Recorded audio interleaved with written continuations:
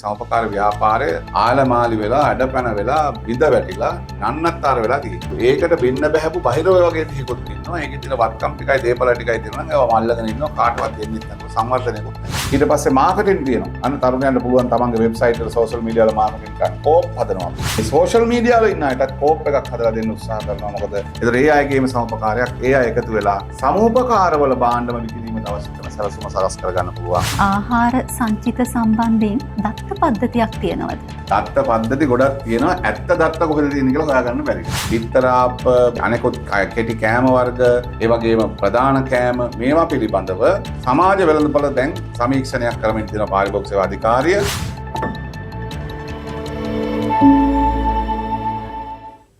මුදල් අමාත්‍යාංශයට පසුව රටේ ආර්ථිකයට ජනජීවිතයට නිෂ්පාදන හා සේවාවන්ට අදාළව ඉතා වැදගත් තීන්දුව తీරන ගන්න අමාත්‍යාංශය තමයි වෙළඳ වාණිජ ආහාර සුරක්ෂිතතා සහ සමෝපකාර සංවර්ධන අමාත්‍යාංශය කියන්නේ.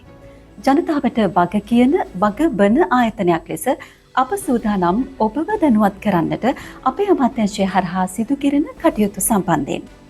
ඒ වෙනුවෙන් වෙළඳ අමාත්‍යාංශයේ YouTube නාලිකාව හරහා විශේෂ වැඩසටහන් මාලාවක් ඔබ වෙත ගෙනෙන්නට අප සැලසුම් කර තිබෙනවා. අද එහි පළමු වැඩසටහන. ඒ සඳහා අපි ආරාධනා කළා වෙළඳ වාණිජ ආහාර සුරක්ෂිතතා සහ සමුපකාර සංවර්ධන අමාත්‍ය වසන්ත සමරසිංහ මහතාට. අමාත්‍යතුමනි බොහොම ආදරයෙන් ඔබතුමා පිළිගන්නවා. දැන් වසරක් වෙනවා හරියටම ඔබතුමා අමාත්‍යාංශයේ බාර අරගෙන. මේ වසරක කාලය තුල ලද ප්‍රගතිය අපි පොඩ්ඩක් පැහැදිලි කරමු. විශේෂයෙන් වෙළඳ අමාත්‍යාංශයේ ලෙස පසුගිය වසරකට චුට්ටක් වැඩි කාලයක් මාසයක් විතර වැඩි වෙනවා. ඒක වසරකට ආසන්න කාලයක් වසරකට වැඩි කාලයක් තුල අපේ අමාත්‍යාංශයේ ලෙස අපි මේ රට තුල ඇති කරපු වෙනස්කම් සහ රටේ ජනතාවට වෙළඳ අමාත්‍යාංශයේ ලෙස වෙළඳ වාණිජ ආහාර සුරක්ෂිතතා සහ සහෝපකාර සංවර්ධන අමාත්‍යාංශය දෙකල කී දේ බොහොමයි. කෙටියෙන් කිව්වොත් එම අපි මේ රටේ භාණ්ඩ මිල පාලනයට අවශ්‍ය කරන මැදිහත් වීම කරලා තියෙනවා. පසුගිය අවුරුද්ද දෙසැම්බර් මාසෙත් මේ දෙසැම්බර් මාසෙත් අපි සැලකුවොත් එහෙම භාණ්ඩ වර්ග 40ක පමණ මිල විවිධ මට්ටම් වලින් අපි අඩු කරන්න සමත් වෙලා තියෙනවා. ඒ වගේම ජනතාවට එකම මිලකට භාණ්ඩ ලබා ගැනීමට අවශ්‍ය වටපිටාව අපි සකස් කරලා තියෙනවා. සහල් ගත්තත් පාලන මිලට අඩුවෙන් අපි සහල් මේ අවුරුද්දෙම තිබුණා. තවදුරටත් අපි ඒක ඉස්සරහට දෙනවා. ඒ වගේම අලලූණු පරිප්පු වගේ දේවල් ගත්තත් ස්ථාවර මිලකටත් වඩා ඊටත් පහළ මිලකින් ජනතාවට පරිභෝජනය කරන්න අවශ්‍ය තියෙනවා. ඒ වගේම අනෙකුත් අත්‍යවශ්‍ය ද්‍රව්‍ය වෙළඳපොලේ හිගයකින් තොරව ලබා ගැනීමට අවශ්‍ය අපි පහසුකම් සලසලා තියෙනවා. ඒ වගේම මේ පිළිබඳව පාරිභෝගික ජනතාවගේ පැත්තෙන් හිතලා පාරිභෝගික සේවා අධිකාරිය වගේ ආයතනයක් පාවිච්චි කරලා සෞඛ්‍ය සම්පන්න ආහාර, සෞඛ්‍ය සම්පන්න දිවි පැවැත්මක්, ඒ වගේම ප්ලාස්ටික් වගේ දේවල් සමාජයට එකතු වෙන එක බැහැර කිරීමට අවශ්‍ය කරන ක්‍රියාමාර්ග, දරුවන් සහ පාසල් යන දරුවන්ගේ සෞඛ්‍ය ආරක්ෂාව පැත්තෙන් හිතලා ගත්ත ක්‍රියාමාර්ග විශාල ප්‍රමාණයක්. ඒ වගේම විශේෂ කරුණක් කියන්න ඕනේ සමෝපකාර තොගවැන් සංස්ථාව වගේ ආයතනයක් ලංකාවේ පළවෙනි සංස්ථාවේ වහලා දාලා තිබුණේ ගණන් බේරන්නෙත් නැතුව දේපල තැන් වල අතරමං කරලා වහලා දාලා තිබිච්ච ආයතනයක්. අපි ඒ ආයතනය නැවත ගොඩනගලා දැන් ව්‍යාපාර කටයුතු කරනවා. ඒ වගේම වහන්න නියමිතව තිබුණු STC ආයතනය දැන් අපි වඩා හොඳින් ව්‍යාපාර කටයුතු කරගෙන යනවා. ඒ වගේම තැන් වල විවිධ පාලනයන්ට යටත් වෙලා නතු වෙලා තිබිච්ච සහ විශාල ආందోලනාත්මක ගනුදෙනු ගණනාවකට සම්බන්ධ වෙලා තිබිච්ච සමෝපකාර ශේෂ්ත්‍රයේ කාර්යභාරයන් ඉතාම පහසුවක් සලසපු අපේ රිටේල් ජාලය තමයි ලංකා සස්ස වෙළඳසැල් ජාලය. ඒ ලංකා සස්ස වෙළඳසැල් ජාලයත් අපි විධිමත් ලෙස ගිනුම් හදපු නැතිව ගිනුම් හදමින් ව්‍යාපාරයක් ලෙස මේක ඉස්සස් එකක් ලෙස ඉස්සරහට යන වටපිටාව හදලා තියෙනවා.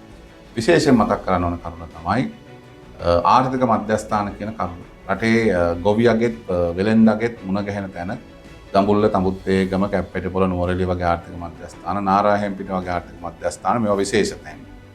මේවා සියලුම තැන් වලින් වෙන වෙනම පරිපාලනය වෙච්ච එක වෙනකොට අපි එක තැනකට ගෙනල්ලා ඇග්‍රි මාකටිං සර්විස් ලිමිටඩ් ආයතනය හදලා රාජ්‍ය සමාගමක් ලෙස එහි කටයුතු කාර්යක්ෂම කරන්න වැඩ කරද්දී ඒ වගේම අපි විවිධ අර්බුද සහ විවිධ දුෂ්කරතාවලට මුහුණ දීපු තැනුත් කියනවා. නැතුවම නෙමෙයි. විශේෂයෙන් සමාගම් මැදුර ROC එක රෙජිස්ටර් ඔෆ් කම්පැනි විවිධ අවස්ථාවල මේ සිස්ටම් එක බිඳ වැටීම විසින් අපේ සේවාදායකයන්ට දුෂ්කරතාවට මුහුණ දෙන්න සිදු වෙනවා. අපි ඒක යථාවත් කරලා දැන් ඉදිරියට යන කටයුතු කරමින් තිබෙනවා. ඒ වගේම ඉන්ටලෙක්චුවල් ප්‍රොපර්ටි ආයතන, ඒ කියන්නේ බුද්ධිමය දේපල කාර්යාංශය, ඒ වගේම ඇක්‍රඩිටේෂන් බෝඩ් එක, ප්‍රතිතන ආයතන, ඊට පස්සේ කිරුමිනුම් දෙපාර්තමේන්තුව ආයතන, මේ ආයතන අපිත් එක්ක ඉවිච්ච තත්ත්වයන් වෙනස් කරමින් අපි වැඩ කරන්න දැන් විශේෂයෙන් ප්‍රතිතන ආයතනය ස්ලැබ් එක ශ්‍රී ලංකා ඇක්‍රඩිටේෂන් බෝඩ් එක අපි සම්පූර්ණ ඩිජිටලයිස් කරලා තියෙන මේක. ඒ වගේම ත්‍රිපෝස ආයතනය වගේ ආයතන අපිත් එක්ක වැඩ කරනවා. වාණිජ්‍ය දෙපාර්තමේන්තුව හරහා අපේ වෙළඳ කිවිසුම් නැවත රිවිව් කරන්න අවශ්‍ය කරන කටයුතු අපි ආරම්භ කරලා තියෙනවා. අවුරුදු 10කට පස්සේ WTO එකේ ට්‍රේඩ් නෙගෝෂියේෂන් වලට අපි සහභාගී වුණා. ඒ කටයුතු අවසන් කරා අවුරුදු 10කට පස්සේ. ඒ නිසා මේසා විශාල වැඩ කොටසක් අපි අපේ අමාත්‍යාංශය තුළ සිදු කරලා තියෙනවා. ඒ වගේම රටේ අත්‍යවශ්‍ය තැන්වලදී ජනතාවගේ එදිනෙදා ජීවිතයට සුවිශේෂී වෙච්ච කාරණාවලදී මේ මැදිහත් වීම කරන්න අපි අමාත්‍යාංශය කටයුතු කරලා තියෙනවා. එමෙතුමා දැන් පසුගිය වසරේ ඔබතුමා මේ අමාත්‍යාංශය බාරගනිද්දී සහල් හිඟය කියන දේ දරුණුවටම මේ රටේ ජනතාවට මුහුණ දෙන්න සිදු වුණු ගැටලුවක්. කොහොමද දැන් මේ වෙනකොට රටේ සහල් තත්ත්වය මොන වගේ මට්ටමකද තිබෙන්නේ? ඔව්, ඔබ කිව්වා වගේ අපි ගිය අවුරුද්දේ වැඩ පටන් ගන්නකොට හාල් 260යි නාඩුත්. රතු හාල් 270යි 80යි. සම්බා කීරි සම්බා හිගේ එදා ඉඳන්ම යම් ප්‍රමාණයකට තිබුණා. නමුත් සහල් මාෆියාවක් ලෙස ක්‍රියාත්මක වෙමින් තිබුණා. ජනාධිපතිවරයා පව මැදිහත් වෙමින් මෝල්කරුවන් මුණ ගැහෙමින් අපි මේක පාලනය කරන්න කටයුතු කරා. හැබැයි අපිට උත්තරයක් ලෙස ගෙන උනේ දෙවරක් හාල් ආනයනය කරන්න. හාල් මෙට්‍රික් ටන් ලක්ෂ 2කට ආසන්න ප්‍රමාණයක් අපි ගිය අවුරුද්දේ මේ කාලේ වෙනකොට ආනයනය කරන්න කටයුතු කරා. හැබැයි දැන් ඔබ කිව්වා වගේ මේ අවුරුද්දේ දෙසැම්බර්, ජනවාරි, පෙබරවාරි දැන් මේ තමයි මහකන්න කැපෙන්න කිට්ටුව සහල් වෙළඳපොලේ හිගේ ඇති වෙන කාලය හරියට. හැබැයි අපි එහෙම එකක් ඇති වෙන්න දුන්නේ නැහැ. අපි ඒ වෙනුවට පාලන මිලට පහලින් සහල් තියන් යනවා. උදාහරණයක් ගත්තොත් එහෙම අපේ රටේ සහල් නිෂ්පාදනය මාස 3කට ප්‍රමාණවත් අතිරික්ත හාල් අපිට තියෙනවා.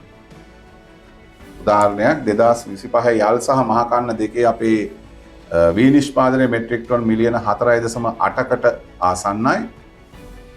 ඒතර මෙට්‍රික් ටන් මිලියන 4.8ක් කියලා කියන්නේ සහල් කරොත් එහෙම. මේ සහල් කරොත් එහෙම මේක වෙනවා මෙට්‍රික් ටන් සාමාන්‍ය 65ක් වගේ සහල් වෙනවා. ඒ කියන්නේ සාමාන්‍ය ගත්තොත් එහෙම මෙට්‍රික් ටන් ලක්ෂ 32ක් 33ක් විතර අඩුම තරමේ හාල් වෙනවා. ඒ කියන්නේ අපේ පරිභෝජනයේ මාසික පරිභෝජන මෙට්‍රික් ටන් ලක්ෂ 2යි, දෙකට පොඩ්ඩක් වැඩි 2,10,000ක් විතර උපරිම. ඒ අනුව ගත්තොත් එහෙම සහල් මෙට්‍රික් ටන් ලක්ෂ 25ක් 26ක් විතර තමයි වුමනා වෙන්නේ. 27ක් වුමනා වුණත් ඔය පිටි නිෂ්පාදනය අනිකුත් නිෂ්පාදන සඳහා තව හාල් ප්‍රමාණයක් ගියත් අපිට තවත් මෙට්‍රික් ටන් අඩුම තරමේ ලක්ෂ 6ක් ඉතුරු වෙනවා. මේක සහල් ලෙස තියෙනවා. අද ඒකේ බලපෑම තමයි ඔබට දැන් දකින්න පුළුවන් වෙළඳපොලේ රුපියල් 200ට අඩුවෙන් රතු කැකුළු තොග මිලට තියෙනවා. සිල්ලර මිල 208ක් 10ක් වගේ වෙනවා. රතු කැකුළු සිල්ලර මිලට තියෙනවා 200ට අඩුයි. තොග මිලට සිල්ලර මිල 210ට අඩුයි. පාලන මිල 220යි. රතු නාඩු 230යි පාලන මිල. දැන් අපි 220ට සතොස විකුණනවා. සමුපකාර තොග වෙළඳ සංස්ථාව හරහා අපි මේක 208 ගානේ තොග මිලට එළියට විකුණනවා. ඒ කියන්නේ සමුපකාරය ඇතුළු මේ ආයතන. ඒකෙන් පැහැදිලි අපි මේ අවුරුද්ද තුල වෙළඳපොළ ඇතුලේ සහල් මාකට් එක ඇතුළේම 100 රුපියල් 10ක් අඩුවෙන් විකුණන්න පුළුවන් විදිහට සැපයුමක් අපිට දෙන්න පුළුවන් වෙලා තියෙනවා. අපිට ප්‍රශ්නයක් තියෙනවා. ඒ තමයි නාඩු කීරි සම්බ සහ සම්බා. අපේ රටේ ආර්ථික ක්‍රියාවලියේ සැකැස්ම සහ රජය විසින් අනුගමනය කරපු විවිධ ප්‍රතිපත්ති මත රාජ්‍ය සේවක පඩි වැඩි වීම 68%කින් වැඩි වෙලා තියෙනවා. එහා සමානව පෞද්ගලිකාංශ සේවකයන්ගේ අවමයට රුපියල් 9000කින් වැඩි කරා. වතු සේවකයන්ට තව රුපියල් දවසට 1750ක් දැන් සහතික කරා. ඉතින් මේ ASCII රාජ්‍ය සේවක වැටුප් වැඩිවීමත් පෞද්ගලිකාංශයේ වැටුප් වැඩිවීමත් එක්ක මේ අපේ මදපන්තික ජනතාව ටිකක් වැඩි වෙලා තියෙනවා. ඒගොල්ලන්ගේ පරිභෝජන රටාව තුළට නාඩු වෙනුවට සම්බා කීරි සම්බා එකතු වෙලා තියෙනවා. ඒ අනුව කීරි සම්බා සහ සම්බාවල ඉල්ලුම 100ට يعني කීරි සම්බා සාමාන්‍ය 10%ක විතර ඉල්ලුමකට දැන් ඇවිල්ලා තියෙනවා. හැබැයි රටේ 6%යි 7%යි කීරි සම්බා විනිෂ්පාදනය. ඒ නිසා 103ක හිගයක් ඇතුව තමයි අපි ඉන්නේ. ඒ අනුව වෙළඳපොළ තුල කීරි සම්බා වී මිලදී ගත්ත අය අයුතු ලාභයක් ලබමින් තියෙනවා කියන එක මම මේ වෙලාවේ කියන්නේ. අපි ඒකට උත්තරයක් ලෙස පහුගිය මාසේ සහ ලානයනය කරා කීරි වලට ආදේශන කිරි පොන්නි සහ GR11 කියන හාල් එක. ඉතින් මේක ගෙනාව දවස් 10ට මෙට්‍රික් ටන් 64000ක් ඒකෙන් ප්‍රමාණවත් නැහැ. අපි මේ ගැනත් අපි හිතමින් ඉන්න විදිහට සහල් වෙළඳපොළ තුල ඇතිවෙච්ච සමහර ප්‍රශ්න විසඳන්න රජයේ වීමිලදී ගැනීමේ ක්‍රියාවලිය සහල් වෙළඳපොළට නිකුත් කිරීමේ ක්‍රියාවලටත් මැදිහත් වෙලා තියෙනවා. වියලේ මණ්ඩල වේ ගන්නවා සතස හරහා අපි සමුපකාර තොගවේල සංස්ථාව හරහා ඒ වී සහල් කරලා ලංකා සතස සමුපකාර වෙළඳසල් ජාල සියල්ලට මං අර කියපු තොගමිලට ලබා දෙනවා. ඒ හරහා වෙළඳපොලේ MRP එකට වඩා රුපියල් 10ක් අඩුවෙන් සිල්ලර වහල් විකුණන්න පුළුවන් වටපිටාව අපි හදනවා. අමාත්‍යතුමනි සම්බා සහල් ආනයනය කරනව නම් කොහොමද පුද්ගලිකාංශයට ඒ සඳහා අවස්ථාව ලබා දෙනවද නැත්නම් රජයට අයත් රාජ්‍ය වාණිජ්‍ය විවිධ නීතිගත සංස්ථාව හරහා ඒ කටයුතු සිද්ධ කරනවා? අපි මාකට් එක තුළ ඇති වෙලා තියෙන හිගේ සඳහා බෙදා හැරීමේ ජාලය කඩිනමින් සක්‍රිය කරනවා. ඒකට හොඳම දේ තමයි අපිට මාකට් එකේ ඉන්න සියලුම ආනයනකරුවන්ට ආනයන කරන දෙන එක විතර කරදරයක්. ඒතකොට ලිමිට් එකක් ඕනේ හැබැයි. නැත්තම් මොකද අපි දැන් ගොයන් කැපෙන කාලෙ ඉන්නේ. මේ යල් කන්න මහ කන්නේ අපි හෙක්ටයාර 90000කට ආසන්න කීරිසම්බ වවලක් තියෙනවා. ඒ නිසා මේ 100%ක් කියලා කියන්නේ සාමාන්‍ය මාසයකට මෙට්‍රික් ටොනින් ගත්තොත් 20000ක් විතර අපිට කීරිසම්බ වවනවා. හාල්. අවුරුද්දට එහෙම ගත්තොත් 440000ක් විතර ඕන වෙනවා. එතකොට කීරිසම්බ මෙට්‍රික් ටොන් 20000ක් වගේ ඕන වුණාට මේ ඉදිරි මාස දෙක තුනට කීරිසම්බ මෙට්‍රික් ටොන් 10-15000කට වැඩිය මාකට් එකට එමේ ඉඩක් නැහැ. ඒ නිසා තමයි මේ මිල මේ විදිහට තියෙන්නේ. ඒ නිසා අපි තීරණය කරේ හොඳම විදිය තමයි රාජ්‍ය වාණිජ්‍ය විදුලි සංස්ථාව ඒ වගේ ලංකා සත්ස වගේ ආයතන වලටත් ඒ කෝටයකින් හම්බ වෙනවා. අපර් ලෙවල් එකක් දාලා අපි ගිය පාර කරේ කන්ටේනර් 20යි. මෙට්‍රික් ටන් 560යි. ඒ කියන්නේ කන්ටේනර් එක මෙට්‍රික් ටන් 26යි ඒ වගේම 20යි. එහෙම තමයි ගේන්නේ. ඒ වගේ දින ගාන අඩු කරලා ආනයනකරුවන්ට ගෙනත් දීලා මාකට් එක තුල සහල් සුලභ කරන්න නම් කීරි සම්බ කීරි පොන්නි සහ පොන්නි කියන්නේ අපි මේ කියන්නේ ආදේශන නිශ්චිතවම කීරි සම්බවට ආදේශන GR11 සහ පාල් පොන්නි නැත්නම් කීරි පොන්නි කියන සහල් වර්ගයේ පමණයි ගෙනාවත් අපි කියන්නේ. ඒකත් වෙළඳපොළ සියලු දෙනාට අවස්ථාව හදමින් ගේන්න තමයි අවශ්‍ය වුණොත් අපි සැලසුම් කරනවා. ඔබතුමා සහතිකයක් දුන්න මාස 3කට ප්‍රමාණවත් සහල් සංචිත රට තුළ තිබෙනවා කියලා. දැන් මේ මාස 3කට පස්සේ ලැබෙන්නේ උත්සව සමය. මේ උත්සව සමය වෙනුවෙන් සහල් ඇතුළු අනෙකුත් අත්‍යවශ්‍ය පාරිභෝගික ද්‍රව්‍ය ජනතාවට ලබා දීම සඳහා මොන වගේ වැඩපිළිවෙලක්ද තිබෙන්නේ?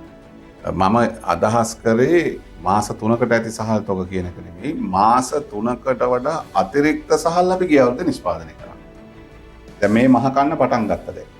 මේ මහකන්නේ අපේ අස්වැන්නේ අපේක්ෂාව මිලියන 2.8ක් 3ක් අතර. ඒ කියන්නේ අපිට හාල් හිගයක් එන්නෙම නැහැ.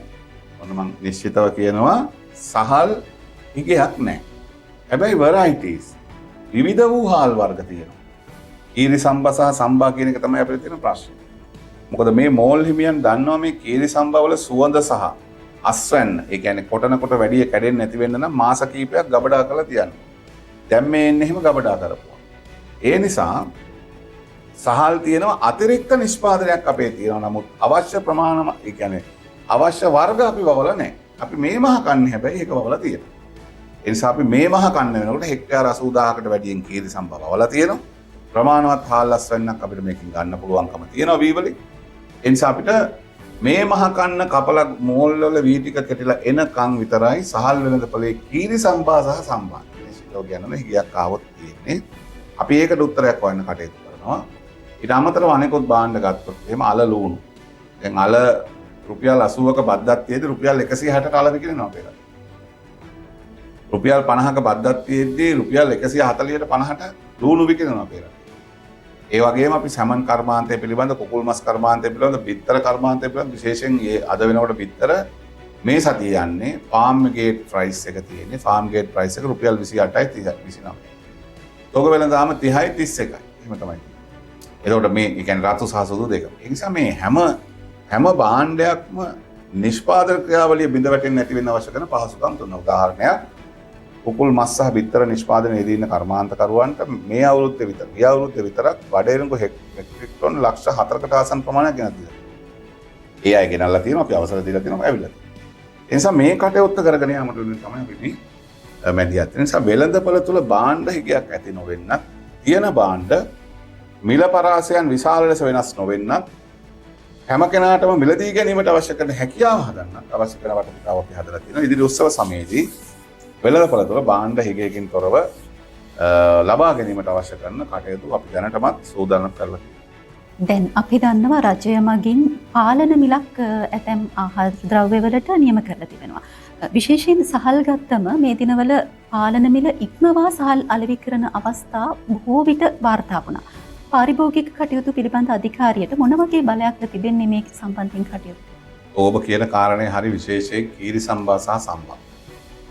කීරි සම්බා පාලන මිල 260යි සම්බා 240යි.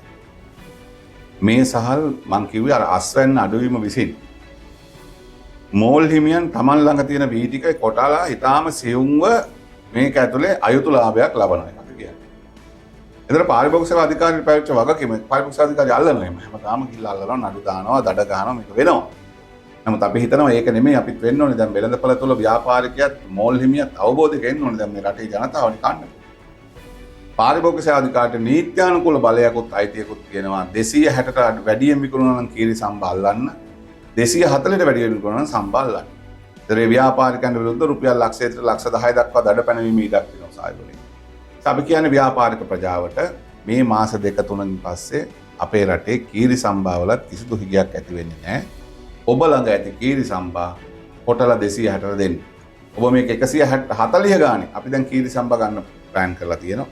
130ට සම්බා ගන්න ප්ලෑන් කරලා තියෙනවා. දැන් ඒ මිලයන් අපි මේනොට ප්‍රකාශපත් කරලා තියෙනවා රට. ඒ නිසා අපි ඔබට කියන්නේ 220ට 30ට අඩුවෙන් ඔබට හාල් කරන්න පුළුවන් තවත්.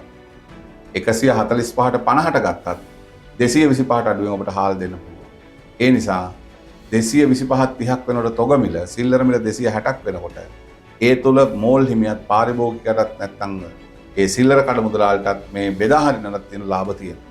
ඉතින් මෙන්න මේ හිගය තමයි ඔය අයුතු ලාභ ලබන්න උත්සාහ කරන්න ප්‍රයෝජන ගන්න. අපි හිතනවා මේකට උත්තරේ තමයි වැඩිපුර වගා කිරීම. අපි මේ කන්නේ කරලා තියෙනවා.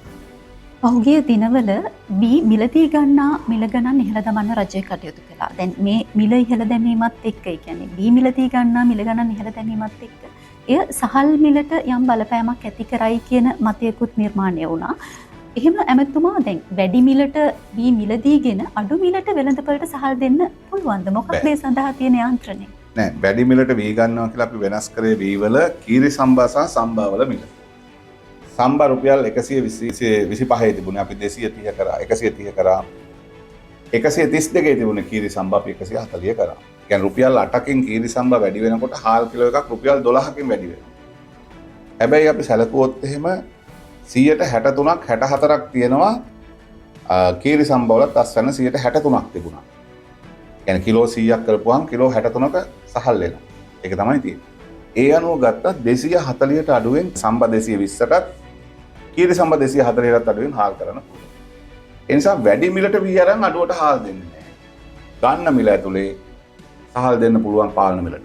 ඔබතුමා කිව්වා දැන් පාලන මිලටත් අඩුවෙන් සහල් ලබා දෙන්න පුළුවන් ලංකා සතු සහරහා සම්පකාර තොග වෙළඳ සංස්ථාව හරහා කියලා. මොන වගේ ක්‍රමවේදයක්ද ඒ හරහා ක්‍රියාත්මක වෙන්නේ? මොන වගේ වැඩ පිළිවෙලක්? අපි දැනටමත් ලංකා සතොසට සහල් දෙන තීරණය කැබිනට් තීරණයක් අනුව තියෙන්නේ. වියලේ මණ්ඩලයත් හෙක්ටර් කොබ්බෑකඩුව ගෝපරීක්ෂණ ආයතනයත් ලංකා සතොසත් සමූපකාර තොග සංස්ථාවත් ඒකාබද්ධව මිල කමිටුවක් හදලා වියලේ මණ්ඩලයේ වී ටික සේවා සපයන්නන් ලෙස වීමෝල් හිමියන්ගෙන් මිල ගණන් කැඳවලා සමූපකාර තොග සංස්ථාව කොටනවා. ඒ ටික ලංකා සතොසත් රටේ සමූපකාරත් අනෙකුත් සිල්ලර වෙළඳසල් ජාලාත් එක්ක බෙදා හැරීමේ ක්‍රියාවලිය සමූපකාර තොග සංස්ථාව කරනවා.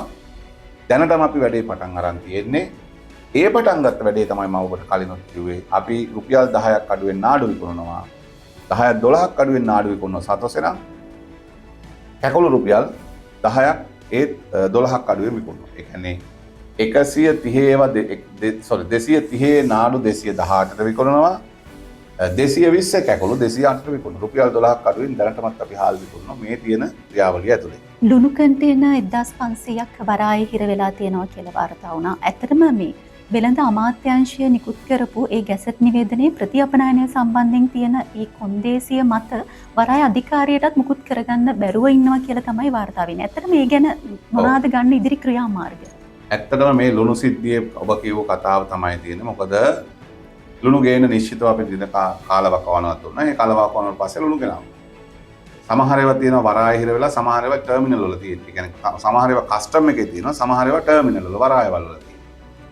කස්ටම් එකේ තියෙනවා ටැංකි 250ක් විතර, වරායවල තියෙනවා තව ටැංකි 1000කට වැඩි ප්‍රමාණයක්. මේ ඔක්කොම ගත්තාම ටැංකි 1250ක් විතර තියෙනවා වරායවල සහ මේ කස්ටම් එක තුල. ඔබ කිව්වාගේ මේ ගැසට් එකේ තිබුණේ අපි නිශ්චිතව මේකට අදාළව ගහපු ගැසට් එකේ තිබුණේ මේ ගේන ලුණු අදාළ කාලය සුණ බිල් ඔෆ් ලේඩින්. ඒ කියන්නේ නැව්ගත කර දින සිට අදාළ කාල සීමාව තුළ ලංකාවේ වරාට ඇවිල්ලා ඒක නිදහස් කරගන්න දීලා තිබිච්ච කාලය අනුව නිදහස් කරගත්තේ නැත්නම් ඒවට ආපහු රට ඇතුළට එන්න බෑ. ක්වොලිටි ෆේල් වෙන ඒවා විතරක් නෙමෙයි, හොඳ ලුණු ආවත් ඒක තමයි රීතිය. එහෙමනම් දැන් ඒවා ප්‍රත්‍යාපනයනය කරන්න කියලා තමයි දීලා තියෙන්නේ. ඔතනින් තමයි මේ ප්‍රශ්නේ ආවේ. ඒ නිසා අපි පහුගිය ආහාර සුරක්ෂිතතා කමිටුවේ තීරණය කළා වෙළඳ අමාත්‍යාංශය, වරාය, ඊට පස්සේ කර්මාන්ත අමාත්‍යාංශය, රේගුව, මුදල් අමාත්‍යාංශය ඒකාබද්ධ සාකච්ඡාවක් කරලා මේ කන්ටන 1700 ප්‍රත්‍යාපනයනය කිරීම සඳහා තියෙන ක්‍රියාවලියේදී ප්‍රශ්නයක් තියෙනවා. මොකද අපනයනකරුවා නැවත ප්‍රත්‍යාපනයනය කරන්නේ නැහැ. ආනයනකරුවා ප්‍රත්‍යාපනයනය කරන්නේ නැහැ. හේතුව ඒකට යන කොස්ට් එක වැඩි නිසා කියලා.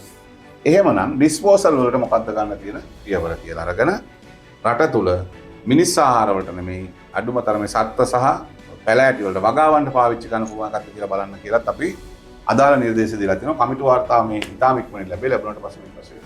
ඔබතුමා අමාත්‍යාංශය බාර ගනිද්දී ත්‍රිපෝෂ සමාගම වෙළඳ අමාත්‍යාංශය යටතේ නෙමෙයි තිබුණේ. හැබැයි පසුගිය කැබිනට් සංශෝධනයේදී වෙළඳ අමාත්‍යාංශය යටතට ලංකා ත්‍රිපෝෂ සමාගම ඇතුළත් කෙරුණා.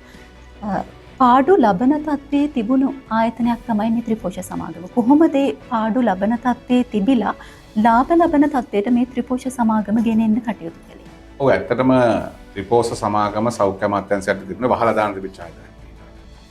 ඉතින් අපි මේ රටේ ආහාර සුරක්ෂිතතාවයේ පැත්තෙන් හිතපුවාම මේක ප්‍රධානම ආයතනයක්. අපේ අමාත්‍යාංශයට තමයි ආහාර සුරක්ෂිතතාවය තියෙන්නේ. අපි ආණ්ඩුව හදන වෙලාවේ සමහර ආයතන සාම්ප්‍රදායික ලෙස සෞඛ්‍ය අමාත්‍යාංශයට ත්‍රිපෝෂ හදලා දෙන්න නිසා ඒක එතන තිබුණා. දැන් අපි ත්‍රිපෝෂ ආයතනයේ ස්කෝප් එක වෙනස් කරලා තියෙනවා. සෞඛ්‍ය අමාත්‍යාංශයට ත්‍රිපෝෂ දෙන එක විතරක් නෙමෙයි, එතනින් පිට වෙළඳපොළටත් අවශ්‍ය නම් ජාත්‍යන්තර වෙළඳපොළටත් යවන්න පුළුවන් විදිහට ත්‍රිපෝෂ හදන එකත්, සහල් ආශ්‍රිත නිෂ්පාදන සහ ඒ බඩේරුංගු ආශ්‍රිතව කරන මේ ත්‍රිපෝෂ නිෂ්පාදනය ලෝක වෙළඳපොළටත් අරන් යන්න, දේශීය වෙළඳපොළටත් ව්‍යාප්ත කරන්න, නොමිලේ ලබා දෙන සෞඛ්‍ය අමාත්‍යාංශයෙන් අම්මලාට දරුවන්ට ලබා දෙන ත්‍රිපෝෂ පැකට් එක ඉතාම ගුණාත්මක විදිහට හදලා දෙන්නත් අදාළ කරන කටයුතු අපි කරලා තියෙනවා. ඒකට විවිධ ප්‍රශ්න දැම්ම පහුගිය කාලේ නම් අපිව දැන් පිළිවෙලක් කරමින් යනවා. ඉදිරියට අඛණ්ඩතාවයකින් යුතුව ත්‍රිපෝෂ නිෂ්පාදනය කරගෙන කටයුතු කරනවා. ආහාර සුරක්ෂිතතාවයේ පැත්තෙන් ඇවිල්ලා තමයි මේක තියෙන්නේ. ඒ නිසා මේක ආහාරයක්. ඒ නිසා ගැළපෙන්නේ අපේ අමාත්‍යාංශයට මේක. සහ අපිට තමයි ආහාර සුරක්ෂිතතාවය පිළිබඳව වගකීම තියෙන්නේ. අපි මේ පැත්තෙන් හිතලා අමාත්‍යාංශ සංශෝධන ඇතුළේ මේක අපිට ලැබිලා තියෙනවා. අපි ඉස්සරහට මේකට අවශ්‍ය කරන ඒ සියලු ප්‍රතිපත්ති මේ තීරණ අරගෙන මේ ආයතනය මෙතන නෙමෙයි තව නිෂ්පාදන කැපැසිටි එකත් වැඩි කරලා ලාභ ප්‍රමාණයත් වැඩි කරන්න අවශ්‍ය තීරණ දෙනවා අපිට.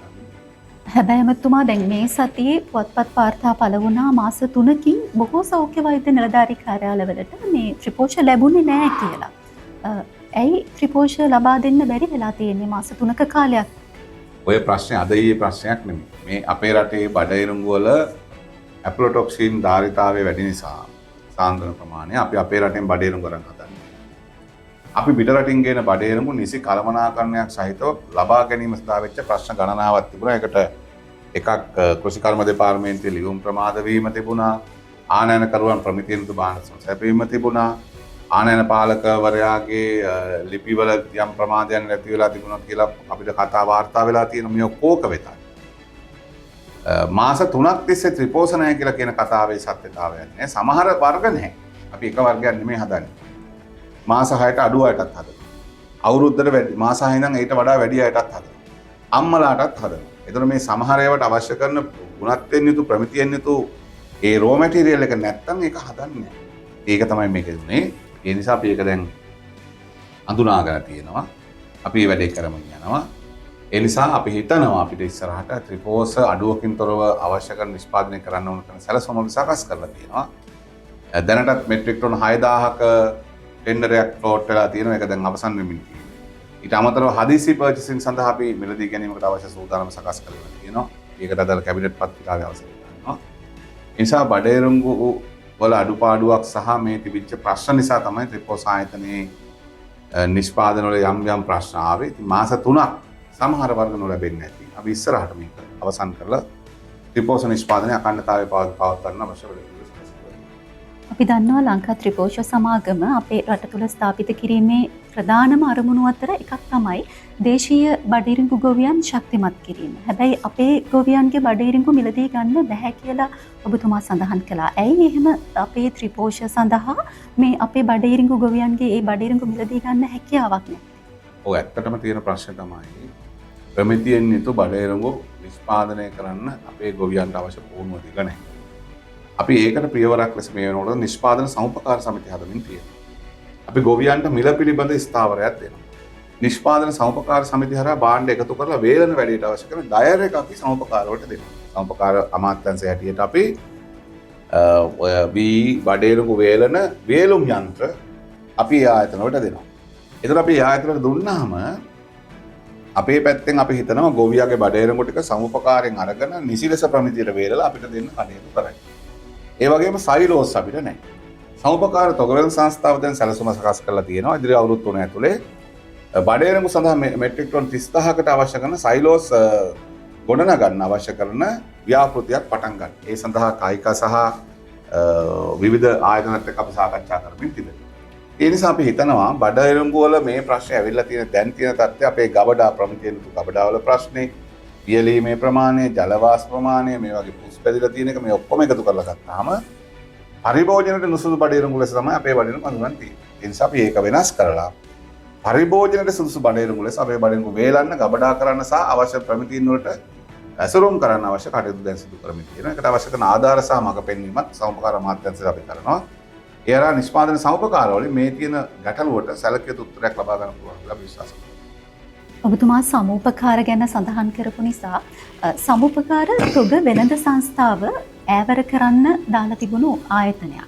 හැබැයි කැබිනට් සංදේශයක් කරහා යලි ස්ථාපිත කරන්න ඔබතුමා ඇතුළු රජය කටයුතු කළා. ඇයි ඒ තරම්ම සමුපකාර තොග වෙළඳ සංස්ථාව යලි ස්ථාපිත කරන්න තරම් මොකක්ද ඒකේ තියෙන වැදගත්කම? ඒක තමයි අපේ රටේ තොග වෙළඳාමට මැදිහත් වෙච්ච සහ ස්ථාපිත කරපු පළමු ආයතනය. ඒතර දැන් අපිට ආම් එකක් නැහැ තොග මිලට බඩු ගේන්නත් බෙදා හරින්න. සමුපකාර වලින් බඩු මිල පාලනයට අවශ්‍ය මැදිහත් වීම කරන්න නම් සමුපකාර වලට යම් මිල අඩු කිරීමක් සහිතව බඩු ගෙනත් දෙන්න ඕන. ඒකට සැපයුම්කරුවන් ලියාපදිංචි කරගෙන ඉන්දියාව වගේ රටකත් එක්ක අපේ තියෙන ප්‍රධාන සැපයුම්කරුවෙක් නිසා අපි ඒගොල්ලොත් එක්ක කතා බහ කරමින් තියෙනවා. ඒ කියන්නේ පිටකොටුවෙන් අල ගන්නවා නම් අල රුපියල් 100ට ගන්න 150ට ගන්නවා නම් සමුපකාර තොගවැල් සංස්ථාවත් 150ට දෙන්න ඕන. නැත්තම් එයාට විකුණ ගන්න බෑ. පිටකොටුවේ රුපියල් 120ට ලෝන් වර ගන්නකොට අපිට රුපියල් 150ට ලෝන් දෙන්න බෑනේ. ඒ නිසා අපි ඒ ව්‍යාපාරික ශ්‍රේෂ්ඨ ඇතුළේ තියෙන කළමනාකරණයට අවශ්‍ය කරන මැදිහත් වීමක් සමුපකාර තොගවැල් සංස්ථාවල අපි කරනවා. ඒ සමුපකාර තොගවැල් සංස්ථාව එතකොට ඒ අඳුනාගත් භාණ්ඩ වර්ග 20ලා 25ක් ඊළඟට තව 25ක එක 50ක් තමන්ගේ සමස්ත වෙළඳාම් ක්‍රියාවලට ඇතුළු කර ගන්න. ඒ තැන් වලට අවශ්‍යව අඳුනගෙන එතකොට භාණ්ඩ බෙදා හැරීමේ ක්‍රියාවලට සමුපකාර තොගවැල් සංස්ථාව සම්බන්ධ වෙනවා. එතන සමුපකාර වලට ගැටලුවක් නැහැ. ඕනෑම සමුපකාරයක එක මිලක් රටේ එක මිලක් පාරිභෝගිකයට සහන මිලක් ඒ අනුව සමුපකාර ව්‍යාපාරයට විශාල වෙළඳාමකට ප්‍රවිෂ්ඨ වෙන්න පුළුවන්කම තියෙනවා. ඒ හරහා විඳවට්ටපු කොල්ල කාපු සමුපකාර නැවත ගොඩනැගීමට අවශ්‍ය කරන ද්‍රව්‍ය සහ උත්තේජනයත් අපි ලබා දෙනවා. පසුගිය වසරේ අපි දැක්කා දේශීය ලොකු ලුණු අල ගොවින්ගෙන් මිලදී ගැනීමට ලංකා සතුස සහ පෞද්ගලික සුපිරි වෙළඳ සැල් ජාල හරහා ඒ කටයුතු කරන්න රජය මැදිහත් වුණා. වෙළඳ අමාත්‍යාංශය මැදිහත් වුණා. මේ කටයුත්ත ඉදිරියටත් සිද්ධ වෙනවද? මොන වගේ වැඩපිළිවෙලක්ද ක්‍රියාත්මක ඔබ හොඳ ප්‍රශ්නයක් ඇහුවේ. අයවැය මුදල් වෙන් කළ දීලා තියෙනවා අපිට. අයවැය මුදල් වෙන් කළ දීලා තියෙනවා බඩේරඟු අල ලුණු මිලදී ගැනීම සඳහා. මේ වෙනකොට සමුපකාර තොගවැල් සංස්ථාව බඩේරඟු සහ කෙටි කාලීන වෙන අල ටිකක් තියෙනවා අපිට මාතර කොහෙද බදුල්ල දිස්ත්‍රික්කේ. ඒ කෙටි කාලීන වෙන අල අස්වැන්න මිලදී ගැනීමටත් අවශ්‍ය කරන පියවර දැන් අපි අරන් තියෙනවා. ඒ නිසා අපි ඒකට සැලසුම් සකස් කරලා තියෙනවා. ඒ සකස් කරලා තියෙන සැලසුම් අනුව තමයි අපි මේ අල සහ ලුණුත් බඩේරඟුත් මිලදී ගන්න හදන්නේ. ඒ විතර නෙමෙයි මේකට මිලක් තියෙනවා. අවසාන මිල අපි කියලා නෑ. අපි බඩේරඟු ගොවි අපෙන් රුපියල් 140ක අතර මිලක් කිල්ලුවා. අල ගොවි රුපියල් 250ක 300ක අතර මිලක් කිල්ලුවා. ලුණු ගොවි 150ක අතර මිලක් කිල්ලුවා. ඉතින් මේ ඔක්කොම සලකලා ඒකට අවශ්‍ය කරන ප්‍රතිපත්තිමය තීරණත් අරගෙන නැවත ගොවියට අලලූණු විකුණ ගන්න බඩේරොගු විකුණ ගන්න පාරේ රස්තිය අද නොවෙන්න ක්‍රමයක් හදන්න තමයි ජනාධිපතිතුමා කැබිනට් පාර්ලිමේන්තුවට කියලා මේ ගැන වැඩ කරන්න පටන් ගත්තා. අපි හිතනවා අපිට ඒක කරන්න පුළුවන් වෙයි කියලා. ඒ සඳහා වෙච්ච ක්‍රියාමාර්ග දැන් අපි දියත් කරලා තියෙනවා. අපි ඉස්සරහට ඒක සාර්ථක කරගන්න කටයුතු කරමු. සමුපකාර ව්‍යාපාරයේ අපි දකිනවා යම් පිබිදීමක්. පසුගිය කාලේ තරමක් අමතක වෙලා තිබුණු ව්‍යාපාරයක්. හැබැයි වත්මන් රජය බලයට පත් වුණාට පස්සේ වෙළඳ අමාත්‍යාංශය යටතේ ඔබතුමා ඒ අමාත්‍යාංශය බාරගත්තට පස්සේ සමුපකාර ව්‍යාපාරයට වැඩි තැනක් දීලා තියෙනවා. අපේ ආර්ථික මොඩල් එක ඇතුලේ තියෙන ආර්ථික ප්‍රතිපත්ති ඇතුලේ තියෙන එක ක්‍රියාකාර ආර්ථික මෙහෙයුම් මධ්‍යස්ථාන හැටියට තියෙන එකක් තමයි රාජ්‍ය, අනිත් එක පෞද්ගලික අංශ, අනිත් එක සමුපකාර. 78 විවෘත ආර්ථිකයෙන් පස්සේ සමුපකාර වල රජයේ අනුග්‍රහය අඩුවීමත් එක්ක මේ සමුපකාර ව්‍යාපාරය ආලමාලි වෙලා අඩපැන වෙලා විඳ වැටිලා නන්නත්තර වෙලා ගියේ. ඒ විතරක් නෙමෙයි ඒකට බින්න බහැපු බහිරව වගේ දෙයක්ත් ඉන්නවා. ඒකේ තියෙන වත්කම් ටිකයි දේපල ටිකයි තියෙනවා නම් ඒවා මල්ලගෙන ඉන්නවා. කාටවත් දෙන්නෙත් නැතුව සංවර්ධනයකුත් නැහැ. අපි හැමෝටම කියන්නේ සමුපකාර කියන්නේ ජනතාවගේ සම උපකාර කිරීමට ගොඩනැගිච්ච සංවිධාන ව්‍යුහය. ලෝකේ පුරා ඉතා විශාල සමුපකාර ජාල තියෙනවා. උදාහරණයක් අල්ලපුරට ඉන්දියාවේ අමුල් කියන්නේ සමුපකාරයක්. ඒ කියන්නේ ෆොන්ටේරා තිබුණා වගේ නව ශ්‍රීලන්තේ ඉන්දියාවේ අමුල් කියන්නේ විශාල කිරි නිෂ්පාදකයන්ගේ සමුපකාරයක්. ඒක අපිත් තියෙන කිරි නිෂ්පාදකයෝ. ලංකාව පුරා සමුපකාර 10000කට වැඩි ප්‍රමාණයක් තියෙනවා. විවිධ සා සමුපකාර 300කට වැඩි ප්‍රමාණයක් තියෙනවා. බැංකු අති විශාල ප්‍රමාණයක් තියෙනවා. ඔක්කොම තනියම දුවන බැංකු. එකක්වත් ඉන්ටර්කනෙක්ටඩ් නැහැ. ඒ නිසා මේ සමුපකාර ව්‍යාපාරය කියලා කියන්නේ ජන ජීවිතයේ එක්තරා කොටසක් ලෙස අපි දකිනවා. ඒ කොටස නියෝජනය කරන්න යනකොට එතකොට අන්න සමුපකාර ව්‍යාපාරයේ තිබිච්ච තැනින් පියවර ගානක් උඩට ගේන්න ඕන. නව සමාජිකත්වය, නව දැනුම, නව පරම්පරාවක්, තාක්ෂණය, පහසුකම් මේ ගේන්නේ. එතකොට සමුපකාර සේවකයා ඡන්දර විතරක් මතක් වෙනකොට වෙනුවට සමුපකාර සේවකයාට ප්‍රතිලාභ ටික ලැබෙනවා. බඩු මිල අඩුවට ලැබෙනට ඔක්කොටම ලැබෙනවා වගේ ඒ සමුපකාරය ගොඩනැගෙන්න ලැබිච්ච මුල් වෙච්ච සේවකයාටත් යම් ප්‍රතිලාභයක් සහනයක් වසරකට සැරයක්වත් ලැබෙනවා. ඒ වගේ මේ සමුපකාර ව්‍යාපාරය ගොඩනැගීමේ ක්‍රියාවලිය ඇතුළේ තියෙනවා. මේවා විතරක් නෙමෙයි තව විශාල ආයතන පද්ධතින් ගන්නවා තියෙනවා. ජාතික සමුපකාර මණ්ඩල තියෙනවා, දිස්ත්‍රික් සමුපකාර මණ්ඩල තියෙනවා. මේ ඔක්කොමත් එක්ක අපි සමුපකාර ව්‍යාපාරය රටේ ඉදිරියටම ඔසවාගෙන යන්න පුළුවන් ව්‍යාපාරයක් සඳහන් තියෙනවා. අපි යනවා තමයි වැඩ කරන්නේ. ඉතින් අපි හිතනවා මේ අවුරුද්ද සමුපකාර වලට තාම සුවිශේෂී වසරක් බවට පත් වෙනවා. අපි ඒ ගැන ඉදිරි වැඩසටහනකින් කතා කරමු. මට හිතෙන්නේ සමුපකාර ගැන වෙනම කතා කරන්න ඕන. මොකද සමුපකාර ව්‍යාපාරයේ බහිරව මුදවාගෙන ජනතාවට නැත බාර දීමේ ක්‍රියාවලිය අපි ආරම්භ කරලා තියෙන්නේ. නිසා මේ සමුපකාර ගම ඇතුලේ තමන්ගේ කාර්යභාරය පෝප් සිටියක බඩු ටික අඩුවට විකුණන එක, බැංකුව තමන්ට ඕනෑම අපහසුතාවකදී ලෝන් එකක් ගන්න පුළුවන් තමන්ගේ සමුපකාර බැංකුව බවට පත් වෙන එක. ඒ වෙනුවට දැන් තියෙන්නේ ජාවාරම් බවටත් පත් වෙච්ච සමුපකාර තියෙනවා. ඒවා පිළිබඳවත් නීතිය ක්‍රියාත්මක කර ඉදිරියේදී නීති සංශෝධනයක සහිතව සමුපකාර ශක්තිමත් කිරීමේ ක්‍රියාවලිය අපි ආණ්ඩුවක් ලෙස කටයුතු කරලා තියෙන විතරක් නෙමෙයි අපි මේ සමුපකාරට ආධාර ණය මුදලුත් දෙනවා, පරිත්‍යාගත් කරනවා. අපි ගිය අවුරුදු දෙසැම්බර් මාසේ සමුපකාර 7කට ලක්ෂ 700කට ආසන්න ට්‍රැක්ටර් බෙදලා දුන්නා. සමුපකාර 7කට ට්‍රැක්ටර් 7ක් විශාල ට්‍රැක්ටර්. ඒවා ගත්තොත් එහෙම තමන්ගේ සමාජිකයාගේ කුඹුර හාන්න ඕනේ. තමන්ගේ සමාජිකයාගේ බඩේරඟු අක්කර දෙක හාන්න ඕනේ.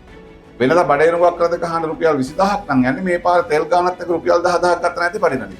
අන්න එහෙම වැඩ පිළිවෙලට පාවිච්චි කරන තමයි අඩික දෙන්නේ. මේ අවුරුද්ද අපි මිලියන 200ක් වෙන් කරලා තිනවා ඩයර් ගන්න.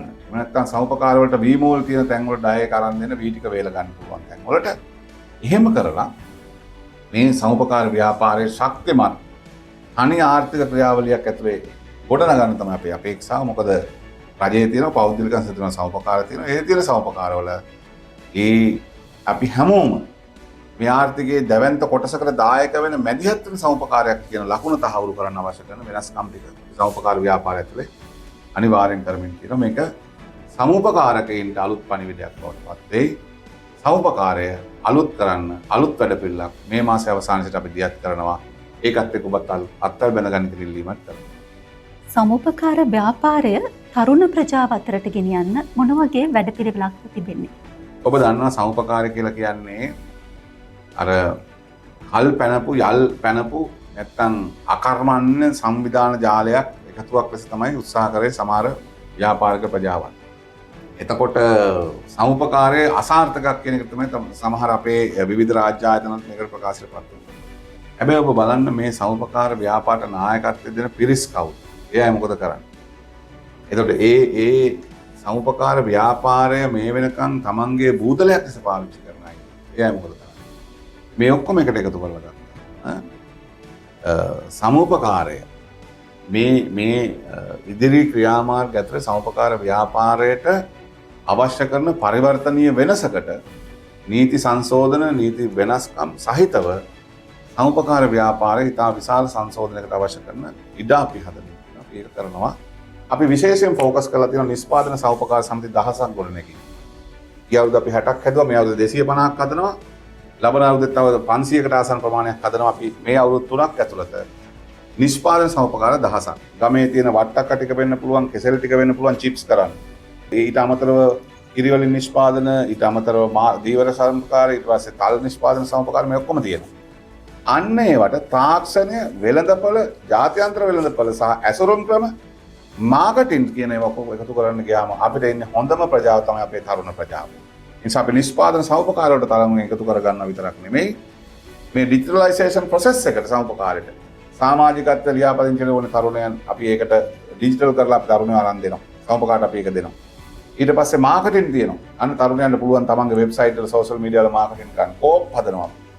ඒ නිසා අපි ඒ සෝෂල් මීඩියා වල ඉන්න අයටත් කෝප් එකක් හදලා දෙන්න උත්සාහ කරනවා. මොකද ඒතර ඒ අයගේම සමුපකාරයක් ඒ අය එකතු වෙලා සමුපකාරවල භාණ්ඩම විකිණීමට අවශ්‍ය කරන සලසුම සකස් කරගන්න පුළුවන්. ඒ හරහා අපිට එකතු වෙන්නේ අලුත් පරපුරේ දැනුම තියෙන තරුණයෝ. ඒ තරුණයෝ තමයි ඉස්සරහට මේ සමුපකාර ව්‍යාපාරේ බාර අරගෙන ඉස්සරහට යන්නේ. අපි දන්නවා එමතුමා දැන් ආර්ථික මධ්‍යස්ථාන ගත්තම ගොවීන් පාරිභෝගිකයන් බෙරෙන්දන් මේ හැමදෙනාම එකට මුණ ගැසෙන ස්ථානයක්. මේ ආර්ථික මධ්‍යස්ථාන නියාමනයට මොන වගේ වැඩපිළිවෙලක්ද තියෙන්නේ සහ පහුගිය කාලේ ලොකුවට ආందోලනට දුන්න අර සමාගම පෞද්ගලික සමාගමක් යටතට පවරන්න යනවා කියලා සත්‍යතාවක් තිබෙනවද? ඔව් ඇත්තටම අපේ රටේ ජනතාව බොරු බිල්ලෝ මවනකොට ඒවට අහු වෙනවා. ආර්ථික මධ්‍යස්ථාන පිළිබඳවක් තියෙන ආර්ථික මධ්‍යස්ථාන 18ක් තියෙනවා. අපි එනකොට 14යි තිබුණේ 14ක් වැඩ නැහැ. අපි ඊටු 4 විවෘත කරා. දැන් ඒව හොඳට දුවනවා. වවුනියා වගේ එකක් හොඳටම දැන් දුවනවා. අලුතෙන් පටන් ගන්නවා. තවත් ආර්ථික මධ්‍යස්ථාන කියලා ಜಾති තැන් වල තියෙනවා. හැබැයි ඇත්තටම ගොවියයි වෙලෙන්දයි මුණ ගැහෙන තැන තමයි ආර්ථික මධ්‍යස්ථාන වෙන්නේ තමුත්තේක, ගඹුල්ල, කැප්පෙටිපොළ, නුවරඑළිය වගේ තැන්. නුවරඑළියත් වෙලෙන්ද කියපුවාම ගොවියා එනේ නම් නැත්තම් වගා භූමියේ නම් ගලවන් ඉන්නේ. එනිසා මේ ආර්ථික මධ්‍යස්ථාන දිස්ත්‍රික් ලේකම්වරුන් යටතේ විවිධ ආකාරයට ක්‍රියාත්මක කරන ඒවා අපි එක සමාගමකට ගෙනල්ලා එක ගයිඩ්ලයින් එක ක්‍රියාත්මක කරන්න වැඩ හදලා තියෙනවා. දැන් ඒක සමාගම ලියාපදිංචි ස්ථාපිත ඉවරයි. මේ මාසයේ අවසන් වෙනකොට අපි අලුත් ගිවිසුම් වලට යාමට අවශ්‍ය කරන වැඩ පිළිවෙල හදනවා. ඉතින් අපි අවුරුදු 5න් 5ට මේගොල්ලන්ට ගිවිසුම් දෙන්නේ. ඒ අවුරුදු 5න් පස්සේ අවුරුදු 3කට සැරයක් කරන රජයේ තක්සේරුව මත ඒ අදාළ කඩවල කුලිය වැඩි කරනවා. අදාළ ගිවිසුම් කරුවන් එක ගිවිසුම් දික් කරමින් ඉස්සරහට යන තමයි අපි කටයුතු කරමින් තිබෙන්නේ. අවශ්‍ය නම් තවත් තැන්වල ආර්ථික මධ්‍යස්ථාන පටන් ගන්න ඒකටත් අපි සැලකිලිමත් වෙන්න තියෙනවා. ඒ නිසා මේ ආර්ථික මධ්‍යස්ථාන පිළිබඳ බොරු බිල්ල බව පාර්ලිමේන්තුවේ ගෙනල්ලා බොරුවට බිල්ල මාපු විපක්ෂය ඇතුළු කණ්ඩායමට කියන්නේ අපි දැන් වැඩේ හොඳටම කරගෙන යනවා. ඒ කරගෙන යන වැඩේ ඇතුලේ අපි දන්න ආර්ථික මධ්‍යස්ථාන වඩා හොඳ කළමනාකරණයක් සහ එහි අරමුණ ඉටු කර ගැනීම දක්වා යන ගමනට අපි එකතු කරනවා කියන කාරණය තමයි. ඒ නිසා ආර්ථික මධ්‍යස්ථාන පිළිබඳව බිය ආරන් හිටපු අය දැන් අපි හිතනවා අපිත් එක්ක එකතු වෙලා මේ ගමන යන්නේ තාම උනන්දුවෙන්. ආර්ථික මධ්‍යස්ථාන ගැන කතා කරද්දී දඹුල්ලේ ශීතාගාරය අපිට අමතක කරන්න බෑ. හැබැයි තාමත් ඒක ප්‍රයෝජනයට ගන්න බැරි තත්ත්වයක තිබෙන්නේ. ඒ සඳහා ඉදිරි වැඩපිළිවෙල මොකක්ද? ඔව්. දඹුල්ල ආර්ථික මධ්‍යස්ථානයේ ඔබෙන් තියෙන ශීතාගාරයක් අපේ මේ ඇග්‍රි මාකටිංగ్ සර්විස් එකට තමයි දැන් කැබිනට් මණ්ඩලය පවර්ලා තියෙන්නේ. හැබැයි මේක ඩොනේෂන් එක හම්බුනේ ඉන්දියානු රජයෙන්. අපිත් දාලා තියෙනවා මිලියන 150කට ඉන්දියානු 350කට දාලා තියෙනවා. හැබැයි කොන්ත්‍රාත් එක්ක ඉන්දියානු කොන්ත්‍රාත් කරුවෙන් කන්සල්ටන්සි කරේ ලංකාවේ. ඒක දැන් කන්සල්ටන්ට් කියනවා මේකේ ප්‍රමිතිය මදි බාර ගන්න කොන්ත්‍රාත් කරුවා කියනවා මට ඒක දුගන්න වැඩ ගන්න සල්ලි නැහැ කියලා. හැබැයි දැන් තානාපති කාර්යාලයකත් කතා කරලා තියෙනවා. ඒ වැඩ කරපු කොන්ත්‍රාත් සමාගමකටත් කතා කරලා තියෙනවා. අපි try කරන ඒගොල්ලෝ ගෙනලා මේක වැඩ ටික ඉවර කරලා අවසන් කරන්න. ඒ නිසා මේ සීතාගාරය අපේ භාණ්ඩ රැඳවුම් වලට උවමනයි. අල සහ විශේෂයෙන් ලුණු ගබඩා කිරීමේ ක්‍රියාවලියේදී මේ සීතාගාරය ප්‍රයෝජන ගැනීම සලස්මක් සහිත තමයි ඉන්නේ. ඒකට අවශ්‍ය ඉදිරි කටයුතු මේ ඉදිරි මාසයකමාර ඇතුළත හදලා අපි ඉවර කරනවා. රටේ පවතින ආහාර සංචිත සම්බන්ධයෙන් දත්ත පද්ධතියක් තියෙනවද? දත්ත පද්ධති ගොඩක් තියෙනවා. ඇත්ත දත්ත කොහෙද තියෙන්නේ කියලා හොයාගන්න බැරි වෙනවා. ඔක තමයි අපි මුලින්ම තියෙන ප්‍රශ්නේ. අපි ආහාර සුරක්ෂිතතා කමිටුව හැටියට මේ ගැන දිගට සාකච්ඡා කරා. ජනාධිපති ලේකම් කාර්යාලය මේ ගැන නිලධාරියෙක් අනියුක්ත කළා. ඒ දත්ත පිළිබඳ තොරතුරු දැන් අපි වාර්තා කරගනිමින් යනවා. උදාහරණයක් ගත්තොත් එහෙම අපිට කහ කන්න තියෙන්නේ අවුරුද්දටම මෙට්‍රික් ටොන් 10000ක් 15000ක් අතර තමයි තියෙන උපරිම ප්‍රමාණය 10000යි කියලා කියන්නේ. අපේ නිෂ්පාදනයත් මෙට්‍රික් ටොන් 10000ක් විතර තියෙනවා බීලි කහ. හැබැයි අපි ඉන්දියාවෙන් හොරට කහ ගෙනල්ලා මෙහෙ විකුණනවා. මිනිස්සු රුපියල් 3000ට කහ කනවා. අපි දන්නේ නැහැ කහ කොච්චර අවසානයේ ගැලවෙනවද, කුඩු වෙලා එනවද, කර්මාන්ත වලට කොච්චර ඕනද, බියුටි කල්චර්ස් වලට කොච්චර පාවිච්චි කරනවද, කොස්මැටික් වලට කොච්චර පාවිච්චි කරනවද, කණ්ඩ පොණ්ඩ කොච්චර පාවිච්චි කරනවද, ආගමික උත්සව වලට කොච්චර පාවිච්චි කරනවද. ඒක උදාහරණයක්. දැන් මේ වගේ කාල් පිළිබඳව, අලලූණු පිළිබඳව, අනෙකුත් අත්‍යවශ්‍ය භාණ්ඩ පිළිබඳව දත්ත පද්ධතියක් සකස් කරමින් පවතිනවා. දැනටමත් ඒක සක්‍රියයි. වී පිළිබඳ දත්ත අපි 95%කටත් වැඩි ප්‍රමාණයක් ඇකියුරසි එක සහිතව දැන් එම දත්ත පද්ධතිය හරහා ලබා ගන්න පුළුවන් විදිහට වැඩ පිළිවෙල හදලා. අනිත් ඒවාත් අපි තාම ඉක්මනින් අවසන් කරන්න කටයුතු කරනවා මේ දත්ත පද්ධතිය සකස් කිරීම පිළිබඳව. අමාත්‍යතුමා දැන් වෙළඳ අමාත්‍ය ධුරය බාරගෙන වසරක කාලයක් ගත වෙනවා. මේ ගෙවුණු වසරක කාලය තුල අත්නෝමතික මිල ඉහළ දැමීම් වෙළඳපොළ ඇති කරන කෘතිම ඉංගයන් ඒ තත්ත්වයන් නැති කරන්න ඔබතුමාට හැකි වුණා කියලා හිතනවා. ඔව් ඇත්තටම විවිධ අවස්ථාවල වෙළඳපොළ තුල හිගයන් නැති කරලා ඒ වගේ වෙළඳපොලේ පාරිභෝගික සූරා කෑමේ ක්‍රියාවලින් ගණනාවක් තිබුණා. ඔබට මතකයි ගිය අවුරුද්ද අප්‍රේල් වල ලුණු රුපියල් 600ට ගියා. හැබැයි ලුණු ගෙනල්ලා තියෙන රුපියල් 90ට. මේ අවුරුද්ද වෙනකොට එවැනි ගේම් ගහන්න එවැනි වැඩ කරන්න අපිට දුන්නේ නැහැ. ඒ වගේම තමයි අල ලුණු හිගයන් නැති වෙනකොට වගේම ගොවියගේ අස්සන් වෙනකොටත් ප්‍රශ්නයක් ආවා. අපි ඒකටත් දැන් උත්තරයක් හොයලා තිනවා. රජය අල ලුණු මිලදී ගැනීමේ ක්‍රියාවලට යනවා බඩේරඹු වගේ. මේ බඩේරඹු අල ලුණු මේ අතර ගන්න. ඒ නිසා මේ සමහර භාණ්ඩ සංගවාගෙන වෙළඳපොළ තුළ මිල ඉහළ දැමීම සඳහා ගත්ත සමහර ක්‍රියාමාර්ග අපි පරද්දලා තියෙනවා. විශේෂයෙන් මේ ඔය ආහාර නිෂ්පාදන කර්මාන්තය සම්බන්ධ තියෙනවා. දැන් බිත්තර නිෂ්පාදකයෝ ඉන්නවා කට්ටියක්, තොග වෙළඳ කට්ටියක් ඉන්නවා, පාරිභෝගිකයෝ ඉන්නවා. නිෂ්පාදකයා කියනවා අපි කියන මිල තමයි අපේ මිල. තොග වෙළඳ කීප දෙනෙක් කියනවා නෑ අපි කියන මිල තමයි අපේ මිල. අපි කෙසේ හෝ දැන් බිත්තර රුපියල් 35ට අඩුවෙන් තියන් යනවා තොග මිල. රුපියල් 40ට අඩුවෙන් බිත්තර තියෙනවා ඇති තරම් දැන් කන්න. දැන් රුපියල් 32ට 33ටත් තියෙනවා බිත්තර දැන් සිල්ලරේ. ඒ වගේ මස්වල මිල අඩු කරලා තියෙනවා. අත්‍යවශ්‍ය භාණ්ඩවල විශාල මිල ප්‍රමාණයක් අඩු කරලා තියෙනවා. ඒ නිසා මෙවැනි දේවල් හදද්දී අපි පාරිභෝගික සේවා අධිකාරිය පාවිච්චි කළා එයාට අදාළ ක්‍රියාමාර්ග ගත්තා. අපි දවසට වෙළඳසැල් 200 වටලපු දවස් තියෙන පාරිභෝගික සේවා අධිකාරිය අපි මෙහෙයුම් දාලා ඒවා කරා. ඒ වැඩි ප්‍රමාණයට. තමයි පාරිභෝගිකයා වගේම අපි වෙළඳසැල් වලටත් කියන්නේ ව්‍යාපාරික ප්‍රජාවටත් කියන්නේ ඔබ ව්‍යාපාරය තුළ සාධාරණ ලාභයක් ලබමින් කරන ව්‍යාපාරය කරන්න අයථා රැස් කිරීම වලට තොග සංගවල කරන ක්‍රියාමාර්ග වලට යන්න එපා. දඩ දඬුවම් ලැබිය හැකි වරදක් මේ වෙනකොටත් පාරිභෝගික සේවා අධිකාරිය පන්සල සංශෝධන වෙමින් තියෙනවා. අපි ඉස්සරහට තවදුරටත් මේවා පාලනය කරනවා. ඒ විතරක් නෙමෙයි මේ ආහාර මිල පිළිබඳවත් අපිට යම් ඉල්ලුමක් ඇවිල්ලා තියෙනවා. මේ ගැන සලකන්න. මොකද බිත්තරයක් රුපියල් 30යි බිත්තර ආප්පයක් 130යි. මෙහෙම තියෙනවා. ආප්පේ රුපියල් 30යි බිත්තර ආප්පේ රුපියල් 100යි 120යි. ඉතින් ආප්පෙටම තමයි බිත්තරේ දාන්නේ. මේ දෙක එකතු වුණාම රුපියල් 50ක් 60ක් ආයතවල කිව්වොත් එimhe ටිකක් වෙලා වැඩිපුර තියනවනේ ගෑස් ටිකක් යනවා කියලා කියන. ආප්ප දෙකක් වෙන ගෑස් කියත් මේක දෙන්න පුළුවන් සාධාරණ කාරණා. හැබැයි අපි බිත්තර ආප්ප ඊට පස්සේ අනෙකුත් කෙටි කෑම වර්ග ඒ වගේම ප්‍රධාන කෑම මේවා පිළිබඳව සමාජ වෙළඳපොළ දැන් සමීක්ෂණයක් කරමින් තියෙන පාරිභෝගික සේවා අධිකාරිය. ඒ නිසා අපි ඒ සඳහා මිල නියම කිරීම සඳහා වෙච්ච අවශ්‍යතාවය සහ ඒකට අවශ්‍ය කරන මෙකනිසම් එක මොකක්ද කරන්නේ සහ කොහොමද ඒක ක්‍රියාත්මක කරන්නේ කියන කාරණේ පිළිබඳව සාකච්ඡා කරමින් අපි ඒ පිළිබඳවත් අපි සැලකිලිමත් වෙනවා. ස්තුතියි අමාත්‍යතුමනි මේ පළමු වැඩසටහනට පැමිණියාට. වෙළඳ අමාත්‍යාංශයට අදාළව තවත් වැඩසටහනකින් ඔබව හමුවන බලාපොරොත්තුවෙන් මේ කතාබහ අවසන් කරනවා. බොහොම ස්තුතියි අපේ මාධ්‍යංශයට වෙළඳ අමාත්‍යාංශයේ මේ අපේ අමාත්‍යාංශයේ කාර්යභාරය ජනතාවට ගෙනියන උත්සාහයට වෙළඳ අමාත්‍යාංශයටත් එහි මාධ්‍යංශ සියලු දෙනාටමත් ස්තුතිය පිළිගන්නවා. ආයුබෝවන්.